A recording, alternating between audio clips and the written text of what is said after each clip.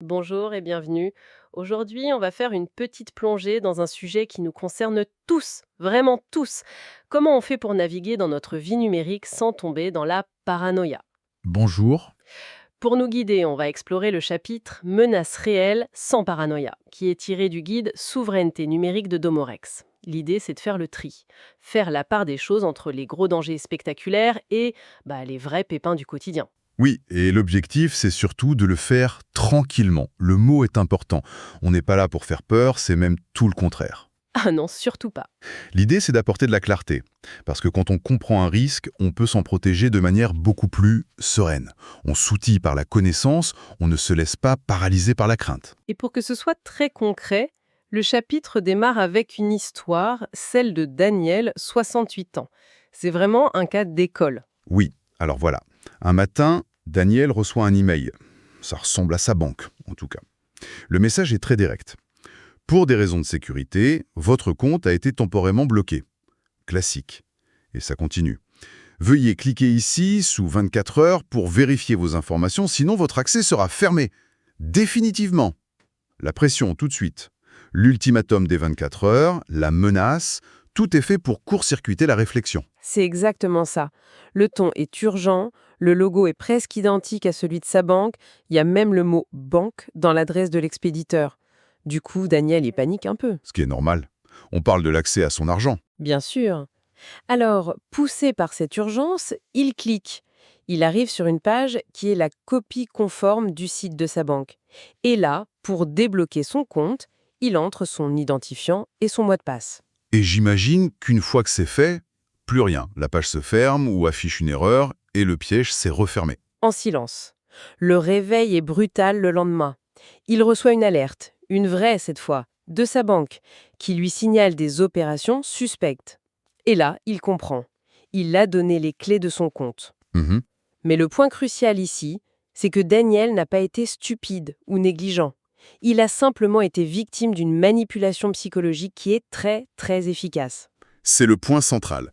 Cette histoire, elle illustre parfaitement que la plus grande vulnérabilité, souvent, elle n'est pas technique. Elle est humaine. Elle est humaine, elle est émotionnelle.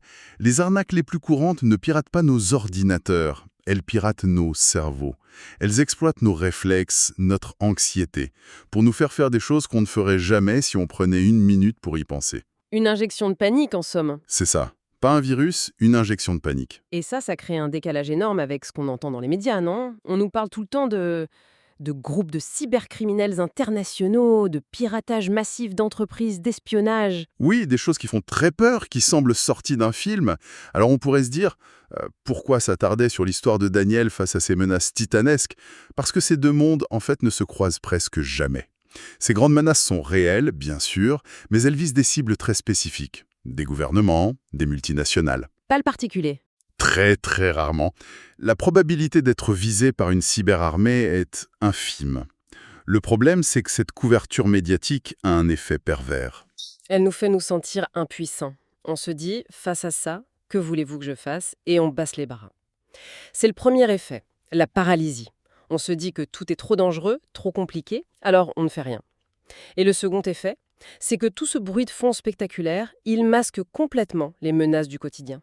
Celles qui sont moins impressionnantes, Mais infiniment plus probable. Le résultat, c'est une peur diffuse. On a peur, mais on ne sait pas de quoi se protéger concrètement. Alors justement, parlons-en. Si ce ne sont pas les grands pirates, c'est quoi les vrais risques de tous les jours? Le chapitre en identifie plusieurs, et ils sont souvent bien plus banals qu'on ne le pense. Le premier grand risque, c'est celui du passe-partout. La réutilisation du même mot de passe partout. Exactement. On a tous un ou deux mots de passe fétiches qu'on met sur le site de e-commerce, le forum de jardinage, la boîte mail. C'est tellement plus simple. Bien sûr, sauf que un jour, ce petit forum de jardinage, sans importance, se fait pirater. La liste des emails et des mots de passe est volée. La personne n'y pense même pas. Non, ça ne semble pas grave. Et pourtant, quelques semaines plus tard, elle ne peut plus accéder à sa boîte mail principale. Pourquoi? Parce que des programmes automatiques ont simplement testé son mot de passe du forum sur tous les grands services jusqu'à ce que ça marche. L'attaque n'est même pas personnelle. C'est industriel. Voilà, c'est une ligne dans un fichier. C'est glaçant. Et le deuxième risque, si on suit la logique du chapitre, c'est une menace qu'on se crée souvent soi-même en fait. Perte de données. Et c'est peut-être la plus douloureuse. Ah oui. Imaginez un parent qui a des milliers de photos de ses enfants sur son téléphone, toute leur histoire. Un jour, le téléphone tombe, il ne se rallume plus, s'il n'y a aucune sauvegarde. Tout est perdu. Pour toujours. Et là, il n'y a pas de pirate. L'ennemi, c'est l'accident combiné à un manque d'anticipation. Et dans la même veine, il y a la perte d'accès à un compte. On oublie un mot de passe, on n'a pas mis d'email de secours, et on se retrouve bloqué dehors, de sa propre maison numérique. Ce qui est frappant, en fait, c'est que la plupart de ces menaces courantes, que ce soit la réutilisation d'un mot de passe, la perte de données ou l'hameçonnage, comme Daniel, eh bien, ça ne relève pas de la haute technologie criminelle. Non, c'est de la psychologie, de l'inattention. De la psychologie, de l'habitude, du manque de préparation. Et ça, c'est une excellente nouvelle. Ah bon? Pourquoi c'est une bonne nouvelle? Ça semble plutôt décourageant. Parce que si le problème vient de nos habitudes, ça veut dire que la solution est aussi entre nos mains. Pas besoin d'être ingénieur en informatique. Il suffit de quelques gestes simples. C'est beaucoup plus accessible qu'on ne le pense. Revenons sur cet hameçonnage, le cas Daniel. C'est fou que ça fonctionne encore aussi bien. Vous disiez qu'il pirate nos cerveaux. Qu'est-ce qui, dans ces emails, appuie si fort sur nos boutons de panique? C'est un cocktail de 3 ingrédients. Le premier, c'est l'urgence artificielle. Agissez sous 24 heures. Votre colis est en attente. Dernier avertissement. Cette pression nous met en mode réaction, pas en mode réflexion. C'est vrai, on reçoit ça et le cerveau passe tout de suite en mode « il faut régler le problème », sans même se demander si le problème est réel. Précisément. Le deuxième ingrédient, c'est la peur de la perte. Votre accès va être supprimé, activité suspecte détectée, la peur de perdre quelque chose. L'argent, les messages, les souvenirs, c'est un moteur très puissant qui paralyse le jugement. Et le troisième, c'est le camouflage, j'imagine. L'apparence de légitimité, tout à fait. Les faux messages sont de mieux en mieux faits.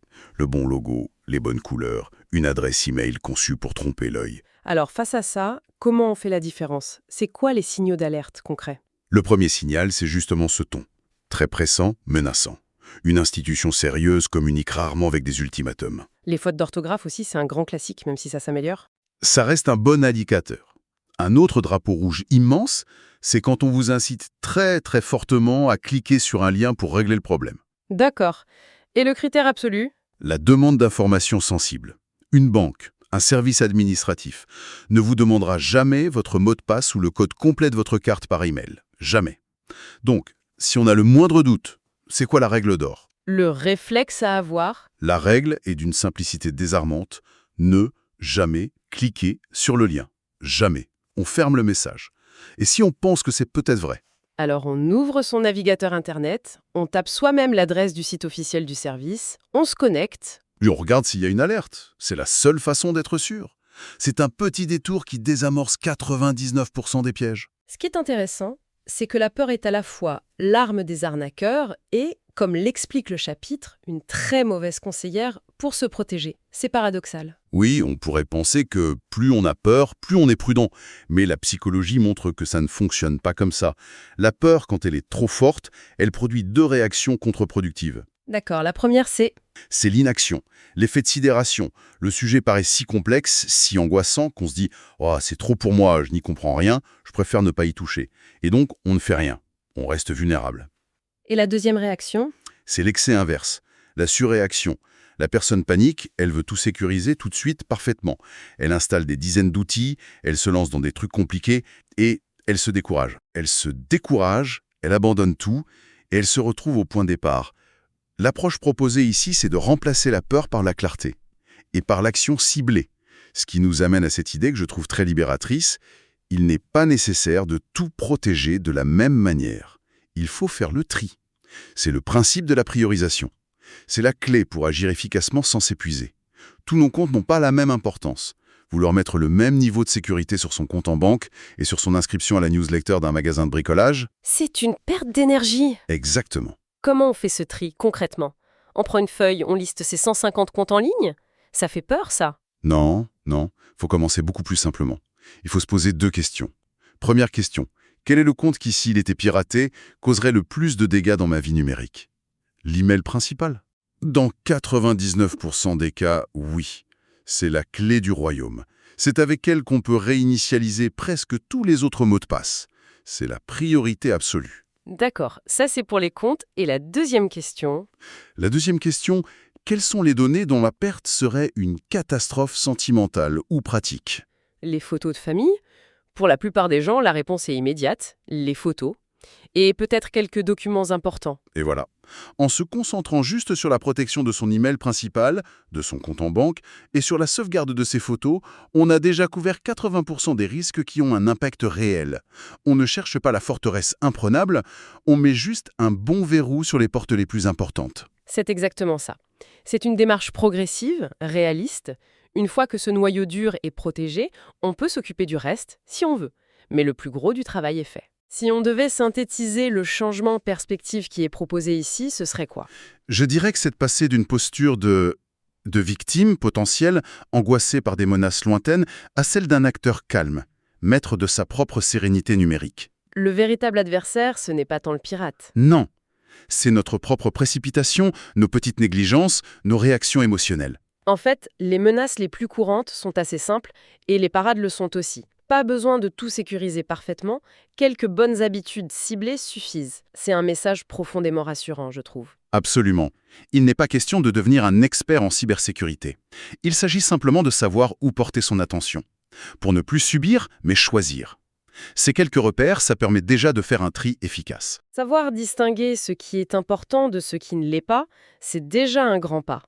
Et pour poursuivre la réflexion, la question qui vient après, c'est, maintenant qu'on sait qu'il faut prioriser, comment on applique ce principe concrètement pour avoir un maximum de protection avec un minimum d'effort? C'est tout l'idée de concentrer ces actions là où elles ont le plus d'impact. Merci beaucoup pour votre écoute. Alors voilà, si jamais ce chapitre vous a été utile, sachez que vous trouverez des ressources complémentaires directement sur le site web de Domorex. Pour ça, rendez-vous sur domorex.com. D'ailleurs, le lien est indiqué juste en dessous, dans la description. Sur ce, je vous dis à très bientôt dans le prochain épisode et passez une excellente journée.